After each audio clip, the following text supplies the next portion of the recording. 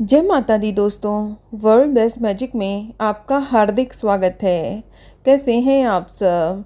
ये बताने के लिए कमेंट बॉक्स में जय माता दी जरूर लिखें। दोस्तों, आज हम इस वीडियो में बात करेंगे आषाढ़ गुप्त नवरात्रि साल 2024 में कब शुरू होगी और कब समाप्त होगी। साथ ही हम आपको कलश स्थापना करने का शुभ मुहूर्त भी बताएंगे और दुर्गा अष्टमी और दुर्गा नवमी का पर्व किस दिन मनाया जाएगा ये भी बताऊंगी। दोस्तों, आषाढ़ माह में पड़ने वाली नवरात्रि को आषाढ़ नवरात्रि कहते हैं।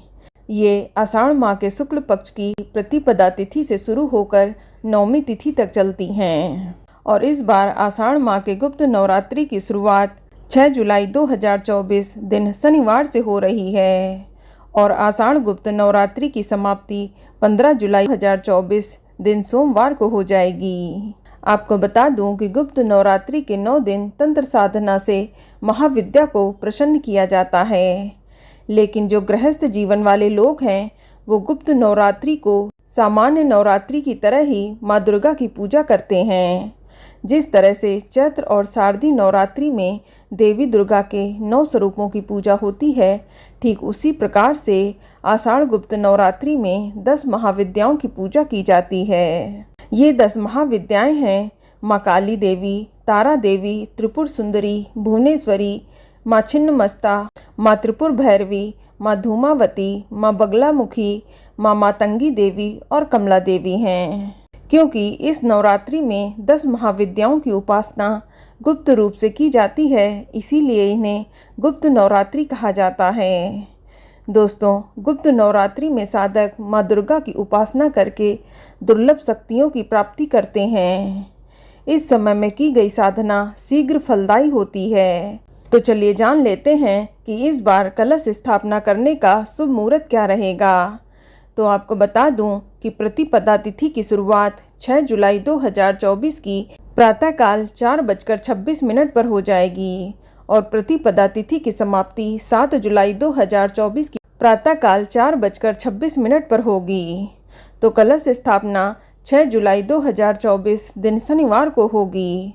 और बात करें कलश स्थापना के शुभ मुहूर्त की, तो कलश स्थापना करने का शुभ मुहूर्त 6 जुलाई को सुबह 5:29 से लेकर सुबह 10:07 तक रहेगा और इस दिन अभिजीत मुहूर्त सुबह 11:58 से लेकर दोपहर 12:54 तक रहेगा। और इस बार दुर्गा अष्टमी का पर्व 14 जुलाई 2024 दिन रविवार को मनाया जाएगा और दुर्गा नवमी का पर्व 15 जुलाई 2024 दिन सोमवार को पड़ेगा। जो लोग नवरात्रि व्रत का पारण नवमी पूजन के बाद कर लेते हैं तो वह लोग 15 जुलाई को व्रत का पारण करेंगे, लेकिन जो लोग दशमी तिथि को व्रत का पारण करते हैं तो वह लोग 16 जुलाई को व्रत का पारण करेंगे। दोस्तों, आप गुप्त नवरात्रि में भी कलश स्थापना कर सकते हैं।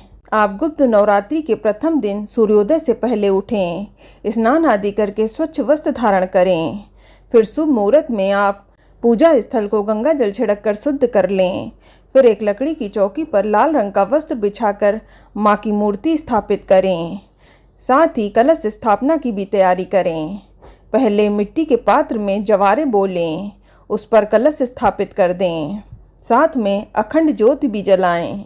इसके बाद नवरात्रि के 9 दिन आप रोज दुर्गा सप्तशती का पाठ भी करें और एक माला ओम ऐं ह्रीं क्लीं चामुंडाय विच्चे इसका भी जाप अवश्य करें।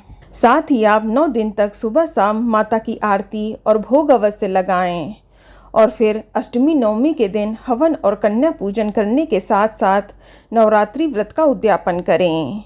नवरात्रि उद्यापन में आप हवन करने के बाद कुंवारी कन्याओं को भोजन कराएं, यथाशक्ति दान दक्षिणा दें, वस्त्र आभूषण तथा श्रृंगार की सामग्री और कुछ धन भी भेंट करें। इससे माँ भगवती की अपार कृपा आपको मिलती है। चलिए बता दूं कि गुप्त नवरात्रि में आपको कौन से कार्य नहीं करने चाहिए। दोस्तों, गुप्त नवरात्रि के दौरान बाल या नाखून आदि नहीं काटने चाहिए।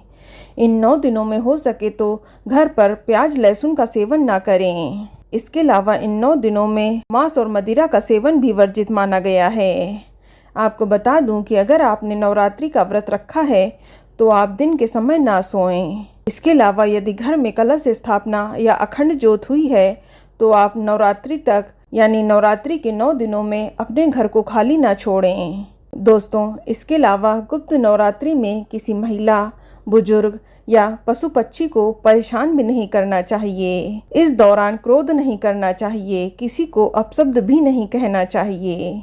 तो दोस्तों, ये जानकारी आपको अच्छी लगी तो कमेंट में जय माता दी जरूर लिखें, और अगर आपका कोई सवाल है तो उसे कमेंट बॉक्स में अवश्य पूछ लें। और इस वीडियो को लाइक करें, शेयर करें और साथ ही साथ चैनल को सब्सक्राइब करें। धन्यवाद।